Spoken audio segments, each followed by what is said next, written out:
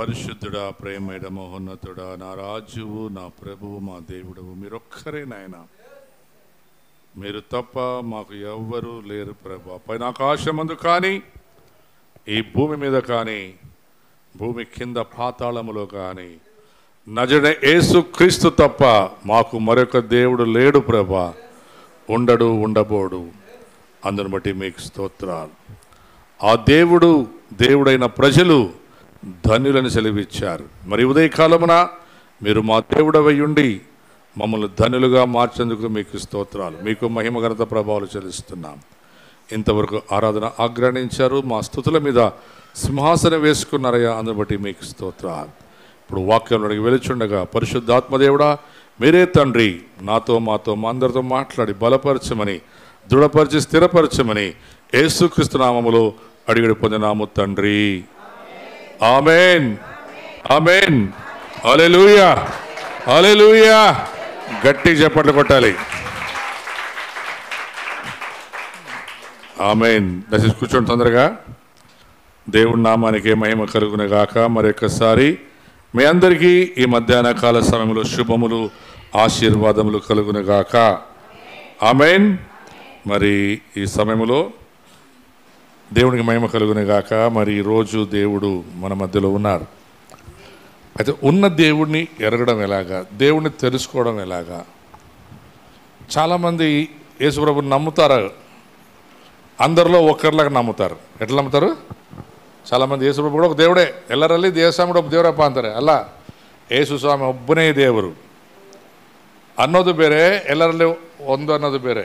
ಯಾಕಂದರೆ ಬೈಬಲಲ್ಲಿ ಒಂದು ಮಾತು ಬರಲ್ಪಟ್ಟಿದೆ, నీవు గాక మాకు దేవుడేడి, నీవు గాక మాకు దేవుడేడి, నీవు తప్ప మాకు తండ్రి ఎవరు.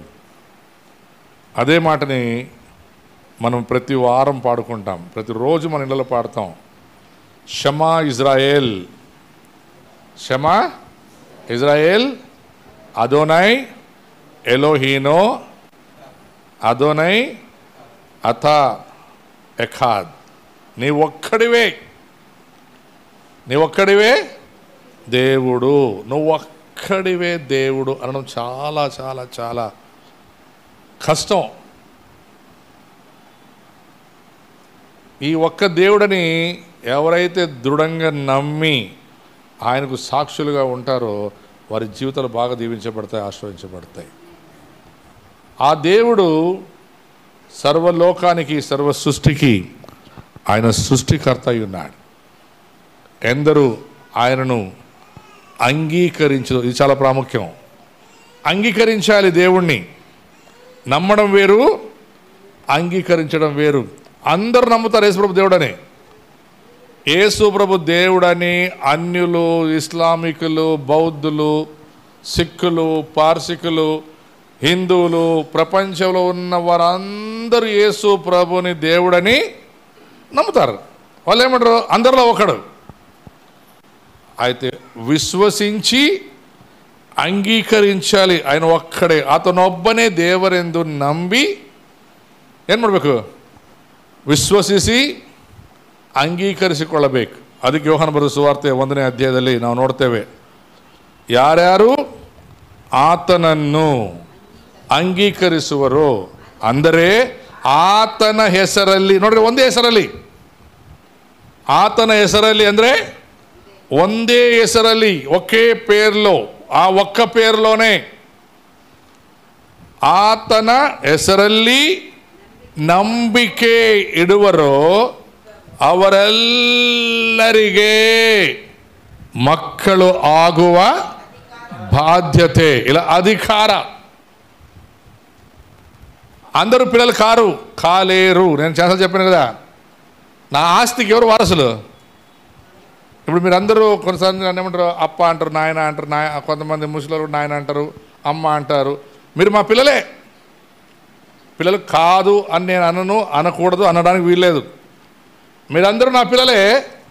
అయితే నా వ్యక్తిగతంగా నా పేరు ముందు ఉండే ఆస్తిలో మీకు ఎవ్వరికి రాదు, ఒక చిల్లి గవ్వ కూడా రాదు. యేసు ప్రభు రక్తములో కొనబడి, కడగబడి, ఆ రక్తంలో ముద్రించబడిన వారు మాత్రమే ఆయన పిల్లలు. ఆ పిల్లలు మాత్రమే పరలోక రాజ్యానికి బాధ్యులు లేక వారసులు. అయితే చాలా కష్టం ఏం తెలుసా, ఆ తండ్రిని తెలుసుకోరు కొంతమందికి తండ్రి హృదయం తెలియదు. తండ్రి గురించి చెప్పంటారా అంటే చెప్పడానికి చాలా టైం తీసుకుంటారు. మీ నాయన చెడ్డదే మంచిది కాదు, నాకు చాలామంది అర్థమైపోయి మంచి గురించి చెప్పరు. చెడ్డు చెప్పమంటే మా నాయన కోపించి సార్, మా నాయన దుర్మార్గు సార్, కొడతాడు సార్, మా నాయన మా అమ్మని బలి కొట్టేవాడు సార్, మా నాయన మా అమ్మని ఏడిపించాడు సార్. మంచి చెప్పమంటే ఆలోచిస్తున్నారు. పెద్దోళ్ళు ఆలోచిస్తున్నారు, పిల్లలు ఆలోచిస్తున్నారు, ముసలోళ్ళు ఆలోచిస్తున్నారు. అలాగే యేసు ప్రభుని మీరు నమ్మినారు, రక్షించబడ్డారు, ఆయన పిల్లలు చెప్పుకుంటారు. కానీ ఆయనలో ఉండే మంచి చెప్పమంటే చాలామంది బిత్తిరి అంటారు. గోవిందు, యేసు ప్రభులో మంచితనం చెప్పు, అంతేనా? మంచితనం చూసారా? నాలోనా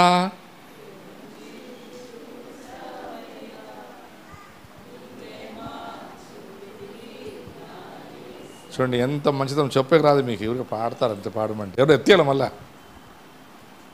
అది ఎరగకే, అది తెలియకే, నా ప్రజలకి నా గురించి తెలియకే నశించిపోతానంటది బైబిల్.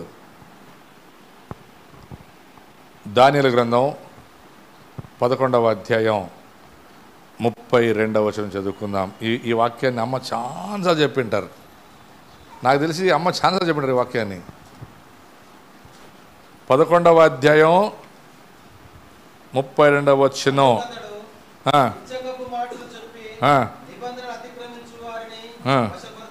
చూడండి, ఈ రోజులో చాలా మందికి ఇచ్చకపు మాటలు చెప్పాలా. ఏం చెప్పాలా? కథలు చెప్పాలా. కథలు, ఆయమ్మ ఇట్లా, అయ్యప్ప ఇట్లా, వాడు ఇట్లా, అది ఇట్లా, ఇది ఇట్లా, లేనిపోని అల్లి కళ్ళ కథలు చెప్పాలా. ఈ బైబిల్ కూడా వాళ్ళకి చెప్తా ఉంది. వాడు అంటే సైతాన్ అనేక మందిని వెతుకుతున్నాడంట, ఇచ్చకపు మాటలు చెప్పేవారిని, కల్లిబొల్లి కథలు చెప్పేవారిని. అయితే దానియేలు దాని కింద మాట చెప్తున్నాడు, అందుకు అతడు చూడండి, నిబంధన అతిక్రమించు వారిని దేవుడు. చాలామంది యేసుప్రభుని నమ్ముకున్నారు, బాప్తిసం తీసుకున్నారు, చర్చకు వస్తారు, బలలో పాలు పొందుతారు, కానీ రెగ్యులర్గా ఉండరు. అంటే యథార్థంగా దేవుని సన్నిధిలో కనపడరు, యథార్థంగా దేవుని సన్నిధికి రారు. ఎందుకంటే పైన వచ్చిన చదవండి 30, 31, 31.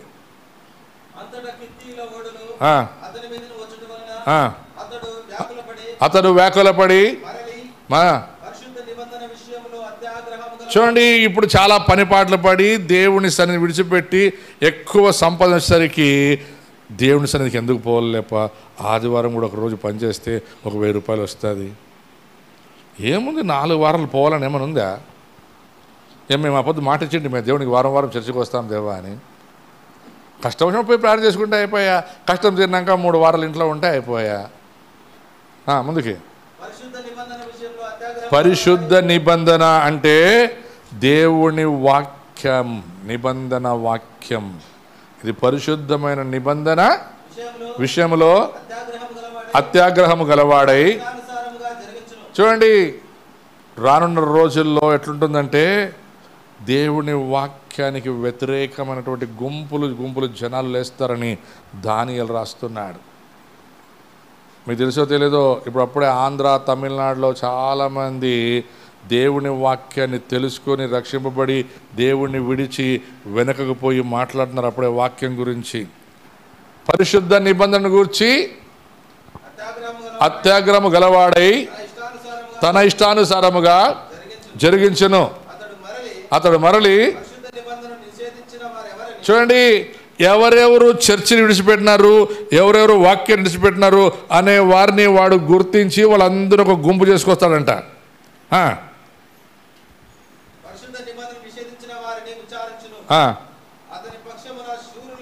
చూడండి, ఇప్పుడు వాళ్ళందరూ ఎవరో ఓడిపోయినటువంటి సైతాను కొంతమంది శూరులు లేపుకుంటున్నాడు.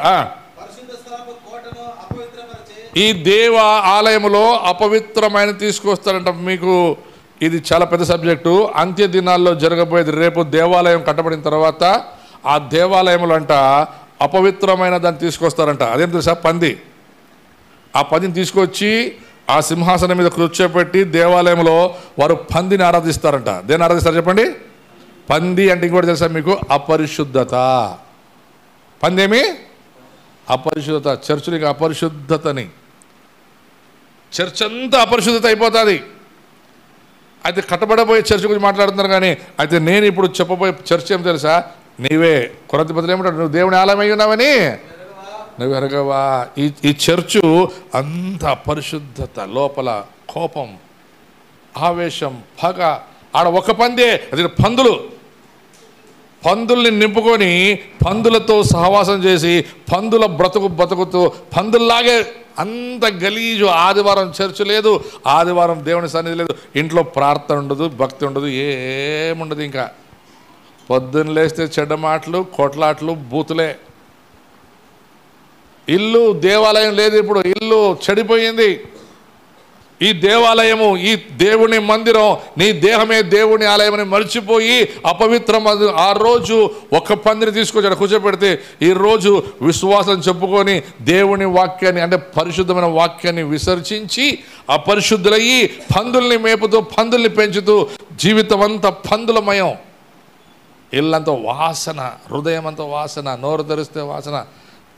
అపరిశుద్ధత, అపవిత్రత దేవుని మందిరమును పాడు చేస్తూ ఉన్న దాని గురించి దానియేలు చెప్తున్నాడు. తర్వాత చూడండి, పరిశుద్ధ స్థలము యొక్క కోటను, అంటే దేవుని సన్నిధిని అపవిత్రపరిచి అనుదిన బలి లేదు, ఇంకా ప్రార్థన లేదు, ఏ స్తుతి ఆరాధన లేదు. ఈడు చర్చిలో వస్తే కూడా ఆరాధన చేస్తుంటే నిద్రపోతాడు కొంతమంది దయ్యాల పట్నాలు. వీళ్ళేమో జోలపాట పాడినట్లుంటుంది, వాళ్ళకి నిద్రపోయేది చర్చిలోకి వచ్చి. కొంతమంది నిలబడి నిద్రపోతారు, కొంతమంది వీళ్ళు అంటే నిలబడే నిద్రపోతారు కొంతమంది నోరు తెరుచుకొని. ఆరాధనలో ఏం పాట పాడు చెప్పండి? లాస్ట్ పాట ఏం పాట? హలో, ఏం పాట పాడుతున్నారు? కదలాలి ఈ భూమి. ఎవరి ప్రార్థనతో? నీ ప్రార్థనతోనా? అసలే నువ్వు లోపల పందిని నింపుకున్నావా అని బైబిల్ చెప్తా, నేను చెప్పట్లేదు, బైబిల్ చెప్తాది. అపరిశుద్ధతను నింపుకొని, నిద్ర దయ్యాన్ని నింపుకొని దేవుని సన్నిధిలో నువ్వు ప్రార్థన చేసేది ఏం చేసావు? ప్రార్థన స్తోత్రం స్తోత్రం స్తోత్రం స్తోత్రం స్తోత్రం స్తోత్రం స్తోత్రం స్తోత్రం స్తోత్రం హల్లెలూయా. ఏం ప్రార్థన? నీ ప్రార్థన దయ్యం. అది దయ్యం పడిన అట్లా కదా అరిసేది. తప్ప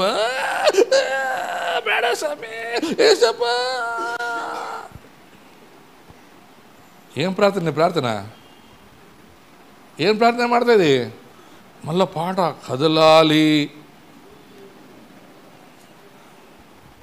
నా ప్రార్థనతో.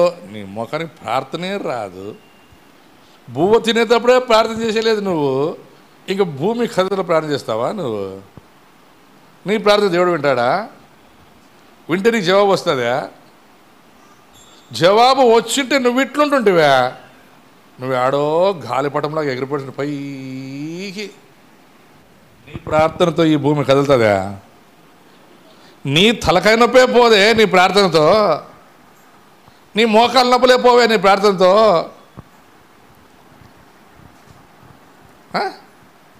నీ ఇంట్లో కష్టాలే పోవే నీ ప్రార్థనతో. ఇంక ఈ భూమి కదులుతుందా? కదలగలదా?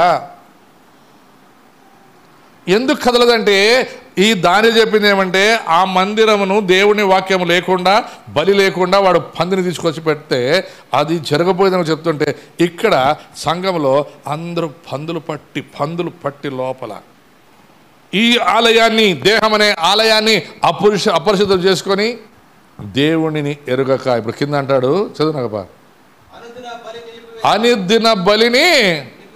నిజం చెప్పండి, ఎంతమంది యథార్థంగా మీ ఇంట్లో రోజు పొద్దున్నే లేచిన స్తుతి ఆరాధన చేస్తారు? ప్రార్థన కాదు, స్తుతి ఆరాధన. ఒక గంట సేపు చేయాలా? స్తోత్రం స్తోత్రం స్తోత్రం అది కాదు. స్తోత్రం స్తోత్రం అంటే గంట సేపు దేవుడిని ఆరాధించాలా. ప్రార్థన చేసేది అడుగు తినేటట్లా. ఈ దేవా ఈ దేవా ఈ దేవా ఈ దేవా ఎంత ఇచ్చినా ఇంకా ఈ దేవా ఈ దేవా. కొన్నిసార్లు చూడండి, అడుగు తినేవాడికి 10 రూపాయలు ఇస్తే ఇటు పోయి ఇట్లా మళ్ళా ఇవా ఇప్పుడు కదమ్మా 10 రూపాయలు అడిగిస్తావంటే నువ్వు ఇస్తావా? ఏమంటాడు? నేనేనమ్మా ఇచ్చింది నీకే అని చెప్పాలా? మళ్ళీ అట్లా చెప్పాలి దేవుడు. నేనే కదరా, ఎన్నిసార్లు ఇవ్వాలరా, అడిగిన అన్ని ఇచ్చినాను నీకు. మళ్ళా ఈ ఈ ఈ ఈ ఎనుముగొడ్డుకి ఎంతన్నా వాన పడిని ఇట్లా అంటుంది అంతే, అది దానికి ఏం అంటుకోదు. కొంతమంది దేవుడు ఎంత ఇచ్చినా ఇంకా ఏమి నాకు ఇయ్యలేదు దేవుడు, నాకు ఇయ్యలేదు దేవుడు, నాకు ఇయ్యలేదు దేవుడు. ఒక్కసారి ఇస్తాడు దేవుడు, ఇంక లేచేయలేదు నువ్వు. అనుదిన స్తుతి ఆపివేసి నాశనమునకు కలుగచేయు హేయమైనది నీ లోపల నింపుకుంటే ఇక దేవుడు నిన్ను ఏం ఘనపరుస్తాడు, నిన్ను దేవుడు ఇంకేం ఆస్వాదిస్తాడు, నువ్వు ఇంకేమి పాట పాడగలవు?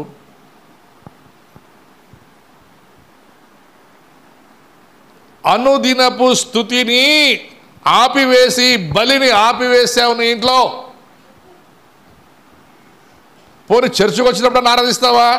చర్చికి వచ్చినప్పుడు వాళ్ళ మొక్కలు చూసేది, వీళ్ళ మొక్కలు చూసేది, వాళ్ళ మొక్కలు చూసేది, వీళ్ళ మొక్కలు చూసేది, కిందికి పైకి చూసేది. ఏం చూస్తారో అర్థం కాదు. కొంతమంది కళ్ళు తీసి బిక్కి బిక్కి బిక్కి బిక్కి బిక్కి బిక్కి. ఇంకొంతమంది ఎట్లుంటారంటే ప్రార్థనకు వచ్చి ఈ గోర్లు కొరికేది బైబిల్ అని తెలుసా, పండ్లు కొరికేది బైబిల్ ప్రకటన గ్రంథం ఉంటుంది. వాళ్ళు నరకాన్ని అనుభవిస్తుంటారట. అక్కడ పళ్ళు కొరుకుటాయి, గోర్లు కొరుకుటాయి ఉంటుందంట. అంటే వాళ్ళకి పరలోకమా నరకమా నాకు అర్థం కాదు. కొంతమంది చర్చలోకి వచ్చి ఇట్లా కొరుకుంటుంటారు. అంటే వాళ్ళు ఏం అనుభవిస్తున్నారు? పరలోకం అనుభవిస్తున్నారు, నరకం అనుభవిస్తున్నారా? మీరు ఏం అనుభవిస్తారు ఇక్కడికి వచ్చి? ఇక్కడ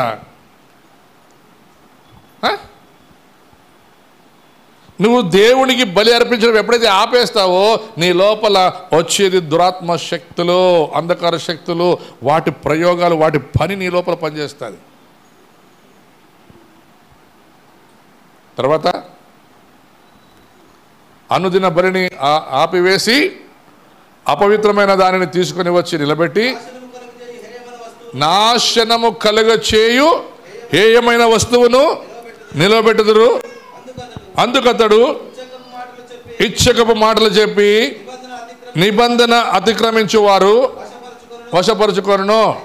ఇదే చూడండి, సైతాన్ అంట ఎవరైతే దేవుణ్ణి విడిచిపెట్టి ప్రభు సన్నిధి విడిచిపెట్టి ఉంటారో వారందరినీ ఎన్నుకొని వాడొక సైన్యంగా చేసుకొని వాడు ఒక పక్క నిలబెడతాడంట. అది దానియేలు అంటున్నాడు, అయితే తమ దేవుని తెలుసుకున్న వారు బలము కలిగి గొప్ప కార్యములు చెయ్యుదురు. హల్లెలూయా. గడి చెప్పకూడదమ్మా. చూడండి, ఆ యొక్క దానియేలు నివసిస్తున్నటువంటి ఆ దేశంలో దానియేలు ఒక్కడే, రాజుతో సహా అందరూ ఒకటైపోయారు. ఏమన్నా తెలుసా? ఎవడైతే ఈ బొమ్మని మొక్కుతాడో వాడిని విడిచిపెడతాం, ఎవడైతే మొక్కడో వాడిని మేము చంపేస్తాం. ఇప్పుడు తెలుసుకున్నాడు దావీదు, నా దేవుడు గొప్పోడా వీడు గొప్పోడా. మేము నిన్న మా ఊరికి పోయినాం. ఫస్ట్ టైం నేను చూసింది వాళ్ళు ఆ ఊర్లో చెప్తున్నారు, మా జమ్మలమడుగులో ఫస్ట్ టైం చెప్తున్నారు, గవర్నమెంట్ ఆఫీసులో ఒక దేవుని పండగ చేసి ఊరందరికీ భోజనాలు చేయమని చెప్పండి. ఆ ఎమ్మెల్యే వాడు క్రైస్తవుడు కానీ ముస్లిం కానీ అన్యుడు కానీ ఎవడన్నా కానీ రావల్ల ఆ ఊర్లో ఎవడు వంట వండేటట్టు లేదంట. వాడు అందరూ వచ్చి ఆ గవర్నమెంట్ వాడు పెట్టే ఆ ప్రసాదం తిని బతకాలి ఒక రోజంతా. ఈరోజు గవర్నమెంట్ ఆఫీస్లో వచ్చింది, రేపు నీ ఇంట్లో వస్తుంది, రేపు నీ ఇంట్లో వచ్చింది నీ బడిలో వస్తుంది, నీ బడిలో వచ్చింది నీ గుడిలో వస్తుంది, నీ గుడిలో వచ్చింది నీ మసీదులో వస్తుంది, నీ మసీదులో వచ్చింది నీ చర్చిలో వస్తుంది. ఎవడైతే ఈ విగ్రహానికి మొక్కడో వాడిని ఎమ్మెల్యే చెప్పినట్ట మీరు ఇది చేసి తీరల్లా అని. రేపు ప్రధానమంత్రి చెప్తాడు ఇది చేసి తీరల్లా, మీ చర్చిలో అన్య దేవతలు పూజించాలా, పూజించకపోతే మీకు తల తీసేస్తాం. అప్పుడు ఎంతమంది నిలబడతారు? అందరూ పారిపోతారు. దానియేలు ఒక్కడే నిలబడేది. నిలబడింది దానియేలు ఒక్కడే. అక్కడ చాలామంది ఉన్నారు యూదులు. ఆ రోజు అశ్వవేషు రాజు దగ్గర చాలామంది, నెబుకద్నెజరు రాజు దగ్గర చాలామంది యూదులు ఉన్నారు. వారందరూ పారిపోయారు. ఎంతమంది మిగిలారు? ఒక్క దానియేలు ఒక్కడు చాలు దేవుడికి. బలా నమ్మకమైన మంచి దాసుడా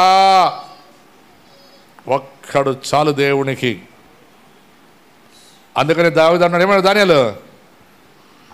అయితే తమ దేవుణ్ణి ఎరిగిన వారై ఉండి బలము కలిగి గొప్ప కార్యములు చెయ్యుదురు. ఎవరైతే తమ దేవుణ్ణి ఎరిగి ఉంటారో, ఎవరైతే తమ దేవుణ్ణి రక్షకుడిగా అంగీకరించి ఆయన్ని మాత్రమే ఆరాధిస్తూ గణపరుస్తూ ఉంటారో అలాంటి వారిని సింహాల బోన్లో వేసిన, అగ్గిలో వేసిన వారు భయపడవాలి. ఏమంటే రాజా, మేము సచ్చినా సస్తాము కానీ నీ బొమ్మని మాత్రం మొక్కలేదయ్యా.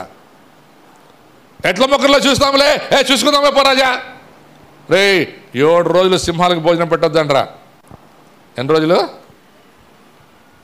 7 రోజులు సింహాలకు ఉపవాసం పెట్టి 7వ రోజు తీసుకొచ్చి దానియేలుని వేస్తే ఆ సింహాలు మాట్లాడినాయంట. మీటింగ్ చేసినట్ట సింహాలని కూర్చొని, రే దానియేలు ఒక్కడు పడితే నీకు ఒక కాలు, నాకు ఒక చెయ్యి, ఒక కిడ్నీ ఉంటే అన్నీ పంచుకోవాలా. మనము ఎట్లా 7 రోజులు ఉపవాసం ఉంటాం కదా, దీని తర్వాత వస్తుంది బిర్యానీ. ఏమంట? దీని తర్వాత వచ్చేది బిర్యానీ. ఈ దానియేలుని మనం తినేదే వద్దు, అసలు ముట్టేదే వద్దు అని ఆ సింహాలు మీటింగ్ చేసుకున్నాయంట. రాత్రి అన్నీ సైలెంట్గా ఉన్నాయంట. పొద్దున్నే రాజు వచ్చినాడంట. దానియేలు కింద నుంచి రాజు దాని అంటాడు, రాజు చిరంజీవి అగనిగాక, రాజా నేను బతికే ఉండాను, నా దేవుడు బతికించిన. నాకు తెలుసు దానియేలు నీ దేవుడు బతికి, ఎందుకంటే నేను రాత్రి ఉపవాస ప్రార్థన చేసినాడు. దానియేలు యేసునోడే ఉపవాస ప్రార్థన చేసినాడంట. చూడండి, ఇది తమ దేవుడిని ఎరిగిన ప్రజలు గొప్ప కార్యాలు చేస్తారండి. ఉండండి అప్పుడు చెప్పకూడదండి. ఇప్పుడు ఈ సింహాల మీటింగ్ అయిపోయింది. దానియేలు పైకి వచ్చినాడు. తర్వాత ఎవడెవడైతే దానియేలు గురించి కంప్లైంట్ చెప్పినారు రాజుకి, వాళ్ళందరినీ ఇంకా ఏసేయలేదంట. ఆ సింహాలు అప్పుడే ఈ ఎముకలు కూడా పొడి పొడి చేసి తిరిగినట్టు. ఇప్పుడు చెప్పండి, ఎవరు గొప్ప? ఎవడి దేవుడు గొప్ప? ఎవడు గొప్ప? ఎవడి దేవుడు గొప్ప?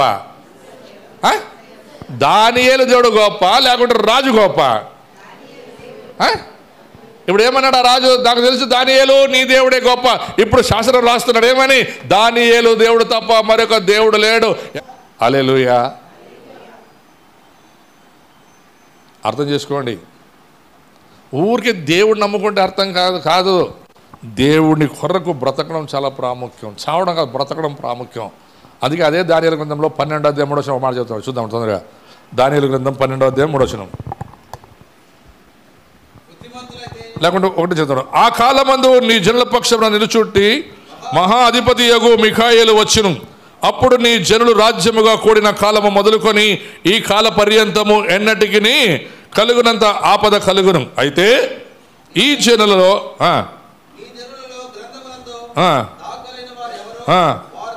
చూడండి, దేవుని గ్రంథములో ఎవరైతే పేరు రాసుకుంటారో, చాలా మంచి చెప్తున్నా. నాకు ఒకసారి భలే కోపం వస్తుంది మిమ్మల్ని చూస్తే, అందరిని కాదు కొందరిని చూస్తే. చచ్చిపోయిన అమ్మ నాయన పేర్లు ఇంకా రేషన్ కార్డులో ఉంటాయి. ఎడో ఊర్లో ఉండే అత్తామామ పేర్లు ఈ రేషన్ కార్డులో ఉంటాయి. వీళ్ళ పేర్లు రేషన్ కార్డులో పెట్టుకుని నేను రేషన్ సంపాదించుకున్నాను భూమి మీద. వాళ్ళందరి పేర్లు పరలోకంలో ఉన్నాయా? నీ పేర్లు పరలోక గ్రంథంలో రాయబడ్డాయా? ఎలక్షన్ అప్పుడు చచ్చిపోయిన అమ్మ నాయన పేరు మీద డబ్బులు తీసుకుంటారు. అమ్మని చచ్చిపోయి ఎంతో కాలం అంటది, వాళ్ళ పేర్లు ఇంకా అట్లే ఉంటాయి ఆ ఎలక్షన్ కార్డులో, ఆ ఓటర్ లిస్టులో. వాళ్ళ పేరు మీద డబ్బులు తింటున్నారు. అది ఒక రోజుకి అయిపోతుంది. అది ఏం రాయబడి చెప్పండి?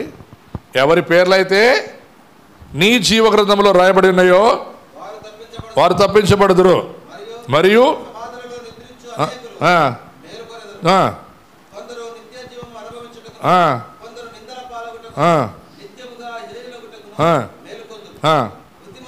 చూడండి, బుద్ధిమంతులైతే ఆకాశ మండములకు జ్యోతుల వలె పోలిన వారై ప్రకాశించుదురు. నీతి మార్గం నడుచుకున్నట్లు. అమ్మా ఇది బాగా అర్థం చేసుకోండి. మేము నిన్న వాక్యం చెప్పి ఈరోజు మరలా దేవుని వైపుకు తిరిగి ఎవరైతే దేవుని వైపు అనేకుల్ని తిప్పుతారో, మత మార్పిడి కాదు, దేవుడి వైపుకు తిప్పుతారు. అమ్మా నిద్రపోయే వాళ్ళు లేండి. ఎవరైతే అనేకుల్ని దేవుని వైపుకు తిప్పుతారో వారు మాత్రమే. ఎట్లా చూడండి, 3 జ్ఞానుల్ని తిప్పాయి ఒక్క నక్షత్రం. ఒక్క నక్షత్రం వేసిందంట. 3 జ్ఞానుల్ని దేవుని వైపుకు తిప్పి నడిపించిందంట. అందుకే ప్రతి సంవత్సరం ప్రతిరోజు చెప్పుకుంటాం ఆ నక్షత్రం యేసు ప్రభు దగ్గరికి జ్ఞానం నడిపించింది అని. అందుకే ఏమన్నాడు దానియేలు, జ్ఞానము కలిగిన వారు ఎవరైతే ఉన్నారో వారు దేవుని యొద్దకు నడిపించే నక్షత్రాల వలె ఉంటారు, వారు అనేకుల్ని నడిపిస్తారు. అప్పుడు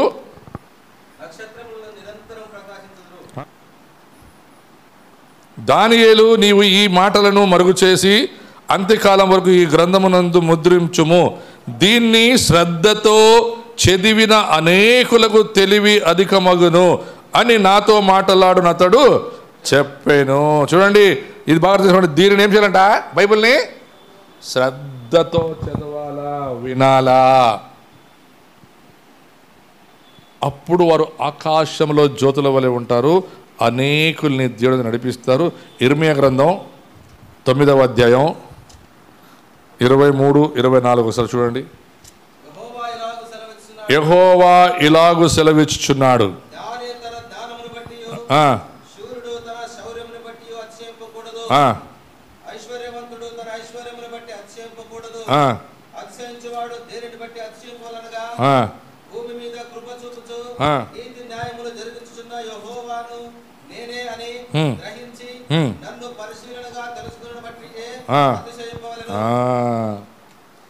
తమ దేవుడు అడిగిన ప్రజలు గొప్ప కార్యం ఇదే. మనం దేవుడిని బట్టి అతిశయించాలి, కానీ మాము పల్లెటూరు నుంచి బళ్ళారికి వచ్చి పెద్దిల్లు కట్టుకొని పిల్లల్ని బాగా గొప్పోళ్ళు చేసినాము తెలుసా. ఏమనుకున్నావు? నన్ను తక్కువ వేయొద్దు, అది కాదు అతిశయం. ఇదిగో, నేను మా ఊరిలో ఉన్నప్పుడు నాకు దేవుడు తెలియదు, ఇప్పుడు నేను దేవుడిని తెలుసుకున్నాను, ఇప్పుడు నేను నా కుటుంబం పేర్లు పరలోకంలో రాయబడ్డాయి, యేసు ప్రభు మా దేవుడు అని అతిశయించాలంట. ఎట్లా చేయించాలా? నాన్న ఇల్లు కట్టుకునేనే, నాన్న పత్రులు బంగారు కొనుక్కున్నాను, నాకు వడ్డాణం ఉంది, నాకు నడుముకుంది, నాకు గొంతుకుంది, కుత్తిక్కుంది, అన్నీ పెట్టుకో. ఒక రోజు రాత్రి 12 గంటల రోడ్డు మీద పో, కుత్తికాయ కోసేసాడు అట్లే. పొద్దున పేపర్లో వస్తావు ఏమని, బంగారు వడ్డడం, గొంతులో నక్లీస్లు కోసి తీసుకుపోయిన దొంగలు. దొంగలించలేనిది ఒకటి ఏం తెలుసా? పరలోక రాజ్యం. దాన్ని సంపాదించుకో, అది సంపాదించుకున్నందుకు అతిశయించు. ఆ పరలోక రాజ్యంలో నీ పేరు రాయబడ్డదని అతిశయించు. అయితే నీ ముందుండేది చూడు, ఏముంది నీ ముందు? పరలోక రాజ్యం ఉంది, భవిష్యత్తు ఉంది, పిల్లల జీవితం ఉంది, భర్త జీవితం ఉంది, భార్య జీవితం ఉంది, నక్షత్రాలు కనిపిస్తుంటాయి. ఒకసారి పైకి చూడు, వెనక్కి చూడొద్దు. పైన నీ పేరు రాయబడాలి, పైన నువ్వు నక్షత్రంలాగా ఉండాలి. అలాగుండాలంటే నువ్వు దేవుణ్ణి ఎరిగి ఉండాలి. ఆ దేవుణ్ణి ఎరిగిన ప్రజలంట గొప్ప కార్యాలు చేస్తారంట. ఆ దేవుని ఎరిగిన ప్రజలు అనేకుల్ని దేవుడిని నడిపిస్తారంట. ఇంకో లాస్ట్ మాట చెప్పి నేను ముగిస్తాను. ఎఫెసీ పత్రిక 6వ అధ్యాయం 10-11 వచనాలు. దేవుని ఎరిగిన ప్రజలు చేసే పోరాటం, వారు పడే ప్రయాసం, తుదకు ప్రభు యొక్క మహాశక్తిని బట్టి ఆయనందు బలవంతులయుండుడి, మీరు అపవాది తంత్రములను ఎదిరించుటకు శక్తిమంతులగునట్లు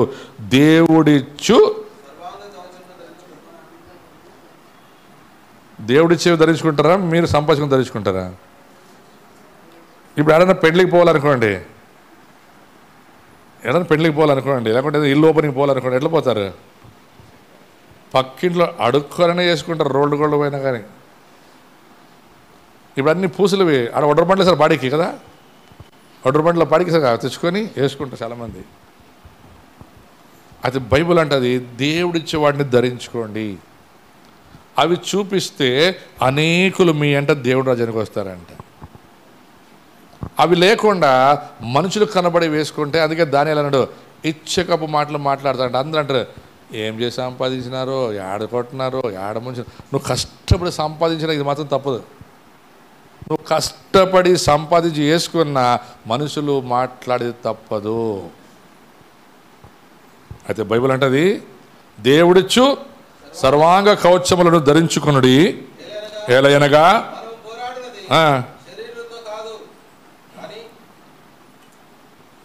నిజం చెప్పండి, మీ పోరాటము శరీరం కొరక, ఆత్మ కొరక? మాట్లాడరు. మీరు పోరాడేది భూమి మీద శరీరం కొరక ఆత్మ కొరక? ఏం శివమ్మా? శరీరం కోసమే పోరాడతారు. పోరాటం అంతా దేనికి? పడే ప్రయాసం దేనికి? మీరు పొద్దున్న నుంచి రాత్రి ఏది చూడుస్తారు మీరు? ఆత్మ కొరక శరీరం కొరక? మరి ఆత్మకేం లాభము? ఆత్మకి ఏమి లాభము? బాగా కనపడాలని 3 పూట్ల పోతుంటారు, బాగుండాలని డాక్టర్ చెప్పారు, అన్నీ చేశారు, దేవుడు చెప్పిన చేయరు. షుగర్ వచ్చింది, బీపీ వచ్చింది అనుకో, డాక్టర్ ఏమంటాడు? ఉప్పు తినొద్దు, కారం తినొద్దు, చక్కెర తినొద్దు, మటన్ తినొద్దు, చికెన్ తినొద్దు. గడ్డి తినంటే గడ్డి తింటాడు వాడు. డాక్టర్ చెప్పి బాగా వింటారు. దేవుడు ఏం చెప్పాడు సార్? పాపం చేయొద్దు, నీకు రోగం రాదా అంటాడు. పాపం అంటే ఏమి? ఆజ్ఞ అతిక్రమం పాపం. దేవుడు ఆజ్ఞేమి? నీ పొరుగువాడిని ప్రేమించు. పొరుగువాడు ఎవరు ప్రభా? నువ్వు కట్టుకున్న మొగుడే. ఊరుకో దేవా, ఎవడన్నా ప్రేమిస్తాను కానీ ఈయన్ని ప్రేమించమంటావు కదా దేవా, ఈయన్ని నేను ఎట్లా ప్రేమించలే దేవా? ఎవడన్నా ప్రేమిస్తాను దేవా, ఈయన్ని మాత్రం సచ్చినకి ఏం ప్రేమిస్తాను? ఇంకా మొగోనికి ఏం ఆగినా? నీ పెండ్లాంని ప్రభా, ఎవతినన్నా బజార్లో పోయేదని ప్రేమిస్తాను కానీ దీన్ని మాత్రం ప్రేమించిన దేవా నేను. ఇది తక్కువది కాదు దేవా, నాన్న తెచ్చినవి తీసుకొని నాకు భూ పెట్టదు దేవా. ఇది నాన్న దుడిసి తెచ్చిస్తాను, నాకు భూ పెట్టదు. నువ్వు దీన్ని ప్రేమించమంటావు కదా దేవా, నేను దీన్ని ఎట్లా ప్రేమించాలి దేవా? చెప్పు దేవా. పిల్లల్ని ప్రేమించు. ఏమి దేవా, పక్కింటి పిల్లలు ఎంత మంచోళ్ళు తెలుసా? వాళ్ళని చూస్తే ఎత్తుకోవాలనిపిస్తుంది, ఈయన కొడుకుని చూస్తే బండకేసి కొట్టాలనిపిస్తుంది ప్రభా. ఎవరు కొడుకుల వాళ్ళు? ఎవరి కొడుకుల వాళ్ళు? ఆలోచించండి. నాయన్ని ప్రేమించారు. ఊరికోసారి నాయన్ని ప్రేమించ. మా నాయనంత డకాటి. దానికి చెప్పింది మంచి కూడా చెప్పడు, ఎవడు చెప్పలే. పెద్ద ఏమో చెప్పలే, సన్నోడు చెప్పలే. మా నాయనంత డకాటి ఎవడు లేడు సార్. మా నాయన మమ్మల్ని బాగా ఉతికి ఆరేసినాడు సార్. మరి మా అమ్మ ఇంకా సార్ మీకు తెలియదు, బలె కొడుతుంది సార్. పండుకొనిది, పొద్దున్నే లేపుతుంది, లేచి లేయి లేయి లేయి అంటది. పండుకొనిది, కూర్చొనిది సార్. ఈడొచ్చి మళ్ళీ ఏం పాట పాడతాం చెప్పండి? నాలోనా. ఇప్పుడు రాదు ఇంక పాట, ఇంక కాదు, సత్యనారాజు పాట. అమ్మని ప్రేమించడం మళ్ళీ పాట ఏమి? శరీర పోరాటం కాదు మాది, ఆత్మీయ పోరాటం అంట. ఏం పోరాడుతున్నారు? ఆత్మకే శరీరానికా? హలో, శరీర పోరాటమా ఆత్మీయ పోరాటమా? మాట్లాడండి. ఎంతసేపు శరీర పోరాటమే. డాక్టర్ చెప్పినవి అన్నీ పాటిస్తాము కానీ దేవుడు చెప్పింది ఒకటి పాటించము. అందుకే దేవుడు అన్నాడు, మనిషి కంటే పశువు మేలు, పశువులాగే బ్రతుకుని వీడిని పెట్టాడు, వీడి గడ్డి తినేకి. దేవుడు రే మంచి మాంసం తిను, మంచి తిను, అన్నీ తిను, అది పాపం చేయొద్దు, బాగుంటావు. లేదు ప్రభా, అది చాలా కష్టం ప్రభా పాపం విడిచిపెట్టేది. పెద్ద పెద్ద పాపాలు ఏం చేయరు మన వాళ్ళు? ఎవరు వ్యభిచారం చేయరు, దొంగతనం చేయరు, నరహత్య చేయరు, ఏం చేయరు. అన్ని చిన్న చిన్న పాపాలు. ఏమిటిది? అమ్మకి భూ పెట్టుకోకుండా పోయేది ఒక పెద్ద పాపం, నాయనకి భూ పెట్టుకోకుండా పోయేది ఒక పాపం, అత్త మామలకి నీళ్లు పోయకుండా పోయేది ఒక పెద్ద పాపం. ఇవే పెద్ద పాపాలు. ఇవేం అనుకుంటే ఈజీ చేసి పడవచ్చు. మీరు పోరాడుచున్నది శరీరములతో కాదు, రక్త మాంసాలతో కాదు కానీ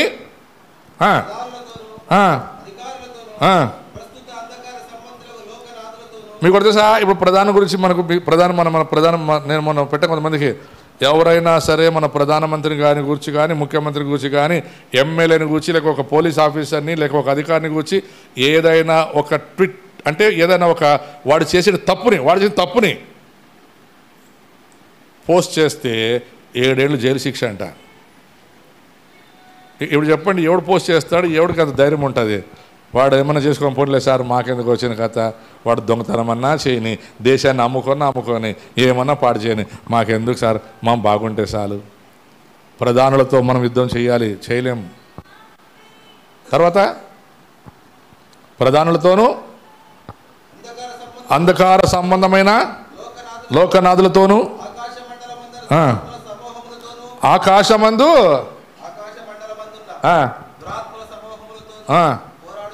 చూడండి, మనం ఆకాశ సంబంధంలో మనం పోరాడం. మనం పైకి పోయి ఇంటి మిద్ది మీద పోయి దానికి చెప్పండి, ఎడపోయి ప్రాణం చేసినాడు, మిద్ది మీద కింద పైకి పోయి మనం మిద్ది మీద పోయి ప్రార్థన చేయం, ఇంట్లో పోయి తలుపులకు ప్రార్థన చేసుకుంటాం. నేను ఒకరోజు చెప్పింది కాదు, అది చూసింది.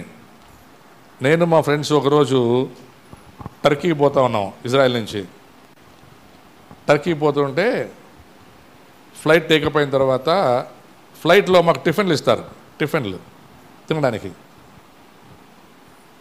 అందరికీ టిఫిన్ ఇస్తూ ఉన్నారు, అందరూ తీసుకుంటున్నారు. మా ఫ్లైట్లో అమెరికా వాళ్ళు, వేరే వాళ్ళు, అంటే వాళ్ళు మా గ్రూప్ వాళ్ళు కాదు, వేరే వాళ్ళు ఉన్నారు.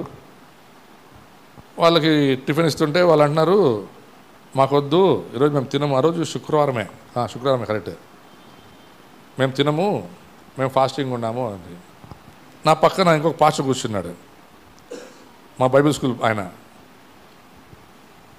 అడుగుతున్నాడు, మీరు క్రిస్టియన్సా, మీరు ఫాస్టింగ్ చేస్తున్నారా అంటే, ఆయమ్మ మేము ఫాస్టింగ్ చేసేది క్రైస్తవులు కాదు, మేము సైతాన్ వర్షిపర్స్, మేము సైతాన్ని ఆరాధిస్తాం, సైతాన్ చెప్పింది చేస్తాం. ఏం చెప్పింది సైతాన్ అడిగాయన?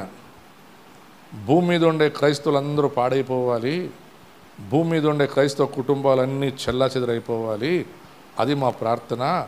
మీ బైబిల్లోనే రాయబడింది కదా, అంధకారంలో పైన ఆకాశంలో ఫైటింగ్ చేయమని. మేము పైన ఫైటింగ్ చేస్తున్నాం. ఎవరితో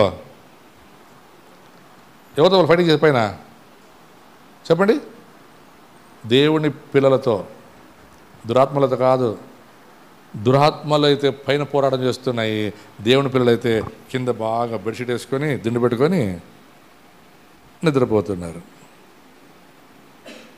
బైబిల్ వాక్యాన్ని అర్థం చేసుకోండి. తమ దేవుని ఎరిగిన ప్రజలు బలము కలిగి గొప్ప అంటే గొప్ప యుద్ధాలు చేయడం మనల్ని దేవుడు పిలిచాడు. చిన్న యుద్ధాలు కాదు, రక్త మాంసం యుద్ధాలు కాదు. ఇంటి పక్కల ఏమంటారు, ఒక అర్ధ అడుగు జాగ్రత్త చూడడం ఆక్యుపై చేసుకుంటే వాడిని కొట్టేని లాక్కుంటాం.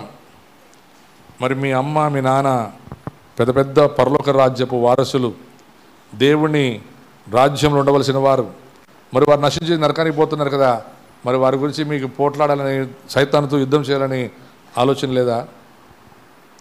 పోయిన వారు వదిలిపెట్టండి, మరి ఉన్నవారు మీ అన్న, మీ చెల్లెలు, మీ పిల్లలు.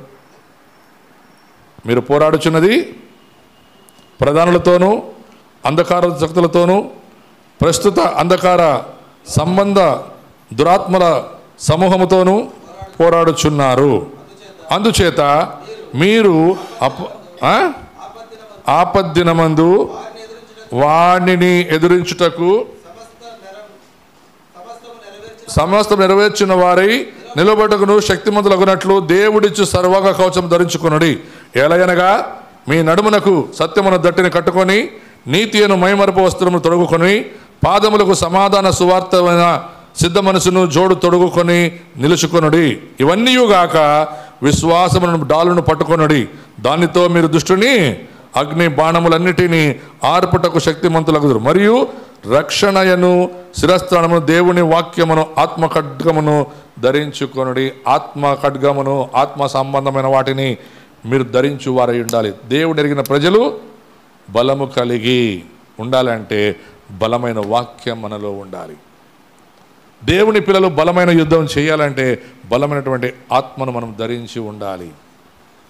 ఆత్మ సంబంధులకి అర్థమవుతుంది ఆత్మీయ పోరాటం. శరీర సంబంధులకి ఎప్పుడు శరీరపు ఆలోచనలే. ఏమి తిందుమా, ఏమి తాగుదుమా, ఏమి ధరించుకుందుమా. ఇంటికి ఇల్లు, పొలానికి పొలము, స్థలానికి స్థలము చేర్చుకుని వారులారా మీకు శ్రమ. ఎంత ఆస్తి ఎక్కువైతుందో అంత శ్రమలు ఎక్కువైతాయి. ఎంతెంత ఐశ్వర్యవంతులు అవుతారో అంతంత సుఖభోగాలు ఎక్కువైతాయి. ఎంతెంత సుఖభోగాలు ఎక్కువైతాయో అంతంత నరకానికి దగ్గరికి పోతూనే ఉంటారు. అందుకే పౌలు అంటాడు, ఈ లోక సంబంధమైన ఆస్తి అంతటిని నేను పెంటతో సమానముగా ఎంచుకొని క్రీస్తు కొరకు చావైతే లాభమని ఎంచుకొంటిని. బ్రతుకుట క్రీస్తే, చావైతే లాభం. బ్రతుకుట క్రీస్తే, చావైతే లాభం. దేవుని ఎరిగిన ప్రజలు పరలోక రాజ్యంలో పొందుకోబోయే లాభము కొరకు మనం ఎదురు చూడాలి. కానీ భూలోక సంబంధమైన ఆస్తుల అంతస్తుల కొరకు, ఐశ్వర్యముల కొరకు పోరాడి శ్రమపడి చనిపోతే దేవుని రాజ్యాన్ని పోగొట్టుకుంటాం. అంతేకాదు ఆ యొక్క పరలోక రాజ్యంలో లేక ఆకాశంలో నక్షత్రాలాగా మనం కనిపించకుండా రాలిపోయే నక్షత్రాలాగా పడిపోతాం. పడిపోయిన వాడికి శ్రమ అని దేవుని వాక్యం. ప్రతి ఒక్కరు కళ్ళు మూసుకుందాం. మన దేవుణ్ణి ఎరిగిన వారమై, మన దేవుని శక్తిని తెలుసుకున్న వారై, దేవుని వాక్యం సెలవిచ్చిన ప్రకారం మనము శరీరముతో పోరాడక, రక్త మాంసాలతో పోరాడక, దేవుని బలము కలిగి పరిశుద్ధాత్మ శక్తిని కలిగిన వారై, దేవుడిచ్చినటువంటి సర్వాంగ కవచములను ధరించి దురాత్మ శక్తులతో పోరాడదాం, ప్రధానులతో పోరాడదాం, ఈ లోక అధికారులతో పోరాడదాం, కనిపించని దయ్యపు శక్తులతో పోరాడదాం. కనిపించే వారితో యుద్ధం చేయడం చాలా ఈజీ. కనిపించని వారు కోపం, ఆవేశం, పగ, కక్ష, ఈర్ష్య, అసూయ, ఇవి ఏవి కనబడనివి, వాటితో పోరాడదాం. దయ్యపు శక్తులు, దురాత్మ శక్తులు, చాతబడులు, అవి కనబడవు. వాటితో పోరాడదాం. వాటిని గెలిచిన యేసు మనకు అధికారం ఇచ్చి ఉన్నాడు. నువ్వు దేన్ని భూలోకంలో బంధిస్తావో అది పరలోకంలో బంధించబడుతుంది అన్నాడు. దేవుడిని ఎరిగిన ప్రజలు వాటిని ఈజీగా బంధించగలరు, వాటిని ఈజీగా గెలవగలరు. అలాగ గెలిచి వాటిని బంధించలాగున దేవుడు సహాయం చేయనట్లు అమ్మ ప్రార్థన చేస్తారు. మహాపరిషుద్ధుడా, సర్వశక్తిమంతుడా, నిన్న నేడు ఏకరుతున్న వాడానికి స్తోత్రం. మనం పోరాడేది మనుషులతో కాదు యేసయ్యా. ఆకాశమందు దురాత్మ సైన్యములు, చీకటి శక్తులు, అంధకార శక్తులు, వీటన్నిటి ప్రభా పోరాడవలసింది ఉన్నది. అయితే స్థిరమైన దట్టమైన నమ్మకము, గురాణి వాక్యమైన ఖడ్గముతో మాత్రమే వీటి జయించడానికి మేము శక్తిమంతులైనా. నీ దాసుని దగ్గర మరొకసారి నాతో మనందరితో మాట్లాడి మనం చేయవలసిన కార్యమేమో తెలిపినందుకు వందనాలు చెల్లిస్తూ నీ దాసుని దీవించి ఆశీర్వదించి గొప్పగా వాడుకోమని యేసు నామములో ప్రార్థన అడిగి పొందిన మా తండ్రి. ఆమేన్. హల్లెలూయా.